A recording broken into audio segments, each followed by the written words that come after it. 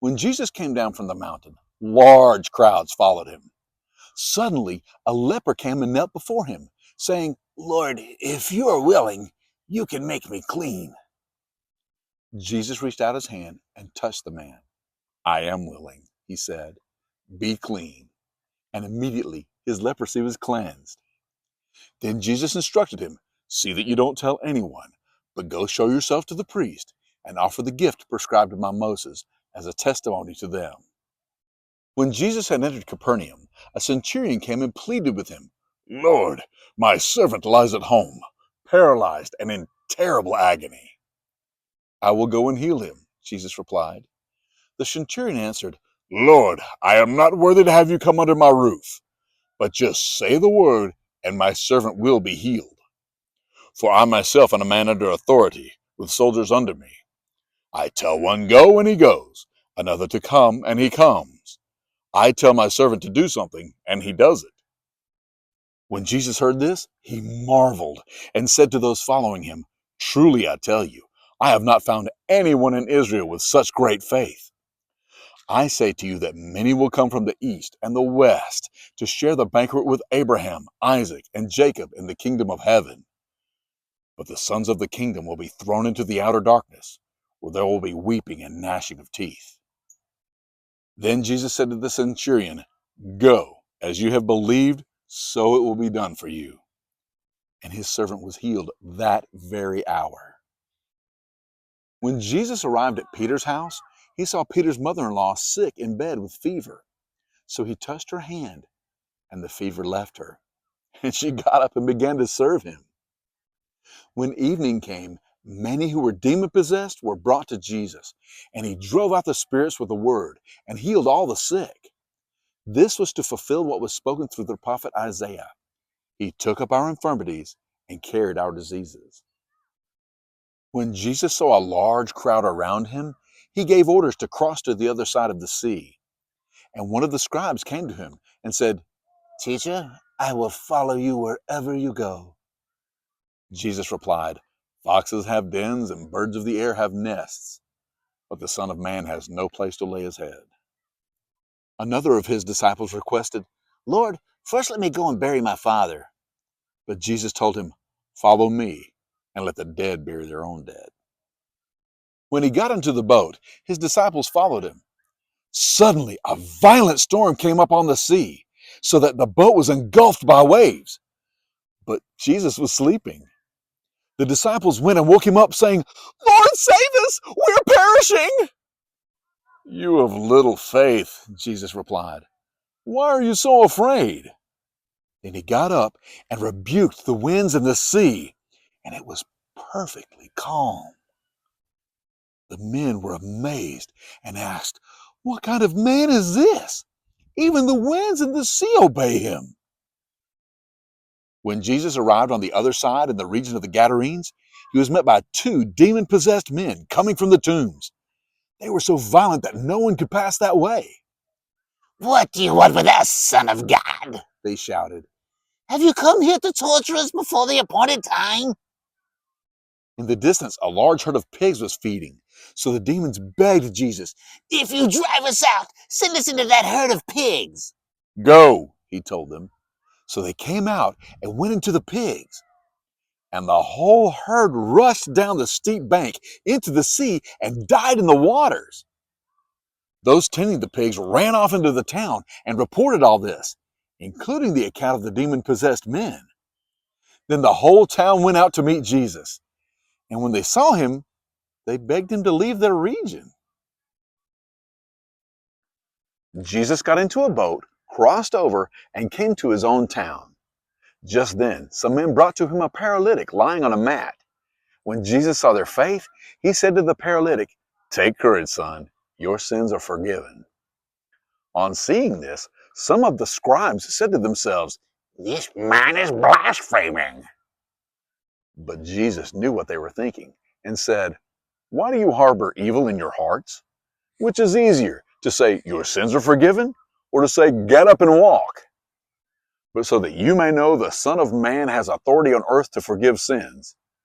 Then he said to the paralytic, "Get up, pick up your mat, and go home." And the man got up and went home. When the crowd saw this, they were filled with awe and glorified God, who had given such authority to men. As Jesus went on from there, he saw a man named Matthew sitting at the tax booth. "Follow me," he told him, and Matthew got up and followed him. Later, as Jesus was dining at Matthew's house, many tax collectors and sinners came to eat with him and his disciples. When the Pharisees saw this, they asked his disciples, Why does your teacher eat with tax collectors and sinners? On hearing this, Jesus said, "It is not the healthy who need a doctor, but the sick. But go and learn what this means. I desire mercy, not sacrifice. For I have not come to call the righteous, but sinners." Then John's disciples came to Jesus and asked, "Why is it that we and the Pharisees fast so often, but your disciples do not fast?" Jesus replied, "How can the guests of the bridegroom mourn while he is with them? But the time will come when the bridegroom will be taken from them. Then they will fast. No one sews a patch of unshrunk cloth on an old garment, for the patch will pull away from the garment, and worse tear will result. Neither do men pour new wine into old wineskins, for if they do, the skins will burst, and the wine will spill, and the wineskins will be ruined. Instead, they pour new wine into new wineskins, and both are preserved." While Jesus was saying these things, a synagogue leader came and knelt before him. "My daughter has just died," he said, "but come and place your hand on her, and she will live." So Jesus got up and went with him, along with his disciples. Suddenly, a woman who had suffered from bleeding for 12 years came up behind him and touched the fringe of his cloak. She said to herself, "If only I touch his cloak, I will be healed." Jesus turned and saw her. "Take courage, daughter," he said. "Your faith has healed you." And the woman was healed from that very hour. When Jesus entered the house of the synagogue leader, he saw the flute players and the noisy crowd. "Go away," he told them. "The girl is not dead, but asleep." And they laughed at him. After the crowd had been put outside, Jesus went in and took the girl by the hand, and she got up. And the news about this spread throughout that region. As Jesus went on from there, two blind men followed him, crying out, "Have mercy on us, Son of David!" After Jesus had entered the house, the blind man came to him. "Do you believe that I am able to do this?" he asked. "Yes, Lord," they answered. Then he touched their eyes and said, "According to your faith will it be done to you." And their eyes were opened. Jesus warned them sternly, "See that no one finds out about this." But they went out and spread news about him throughout the land. As they were leaving, a demon-possessed man who was mute was brought to Jesus. And when the demon had been driven out, the man began to speak. The crowds were amazed and said, "Nothing like this has ever been done in Israel." But the Pharisees said, It is by the prince of demons that he drives out demons. Jesus went through all the towns and villages, teaching in their synagogues, preaching the gospel of the kingdom, and healing every disease and sickness. When he saw the crowds, he was moved with compassion for them, because they were harassed and helpless, like sheep without a shepherd. Then he said to his disciples, "The harvest is plentiful, but the workers are few. Ask the Lord of the harvest, therefore, to send out workers into his harvest." And calling his 12 disciples to him, Jesus gave them authority over unclean spirits, so that they could drive them out and heal every disease and sickness. These are the names of the 12 apostles. First, Simon, called Peter, and his brother Andrew. James, son of Zebedee, and his brother John. Philip and Bartholomew. Thomas and Matthew the tax collector. James, son of Alphaeus, and Thaddeus. Simon the Zealot, and Judas Iscariot, who betrayed Jesus. These 12 Jesus sent out with the following instructions. Do not go onto the road of the Gentiles or enter any town of the Samaritans. Go rather to the lost sheep of Israel. As you go, preach this message: the kingdom of heaven is near. Heal the sick, raise the dead, cleanse the lepers, drive out demons. Freely you have received, freely give. Do not take any gold or silver or copper in your belts. Take no bag for the road, or second tunic, or sandals, or staff, for the worker is worthy of his provisions. Whatever town or village you enter, find out who is worthy there and stay at his house until you move on. As you enter the home, greet its occupants. If the home is worthy, let your peace rest on it. But if it is not, let your peace return to you. And if anyone will not welcome you or heed your words, shake the dust off of your feet as you leave that home or town. Truly I tell you, it will be more bearable for Sodom and Gomorrah on the day of judgment than for that town. Behold, I am sending you out like sheep among wolves. Therefore be as shrewd as snakes and as innocent as doves. But beware of men, for they will hand you over to their councils and flog you in their synagogues. On my account, you will be brought before governors and kings as witnesses to them and to the Gentiles. But when they hand you over, do not worry about how to respond or what to say. In that hour, you will be given what to say, for it will not be you speaking, but the Spirit of your Father speaking through you. Brother will betray brother to death, and a father his child. Children will rise against their parents and have them put to death. You will be hated by everyone because of my name, but the one who perseveres to the end will be saved. When they persecute you in one town, flee to the next.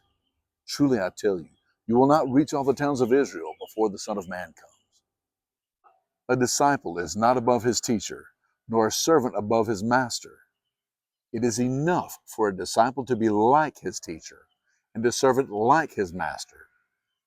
If the head of a house has been called Beelzebub, how much more the members of his household? So do not be afraid of them, for there is nothing concealed that will not be disclosed, and nothing hidden that will not be made known. What I tell you in the dark, speak in the daylight. What is whispered in your ear, proclaim from the housetops. Do not be afraid of those who can kill the body, but cannot kill the soul. Instead, fear the one who can destroy both soul and body in hell. Are not 2 sparrows sold for a penny? Yet not one of them will fall to the ground apart from the will of your Father. And even the very hairs of your head are all numbered. So do not be afraid. You are worth more than many sparrows. Therefore, everyone who confesses me before men, I will also confess him before my Father in heaven. But whoever denies me before men, I will also deny him before my Father in heaven. Do not assume that I have come to bring peace to the earth. I have not come to bring peace, but a sword. For I have come to turn a man against his father, a daughter against her mother, a daughter-in-law against her mother-in-law. A man's enemies will be the members of his own household. Anyone who loves his father or mother more than me is not worthy of me. Anyone who loves his son or daughter more than me is not worthy of me. And anyone who does not take up his cross and follow me is not worthy of me. Whoever finds his life will lose it, and whoever loses his life for my sake will find it. He who receives you receives me, and he who receives me receives the one who sent me. Whoever receives a prophet because he is a prophet will receive a prophet's reward. And whoever receives a righteous man because he is a righteous man will receive a righteous man's reward. And if anyone gives even a cup of cold water to one of these little ones because he is my disciple, truly I tell you, he will never lose his reward.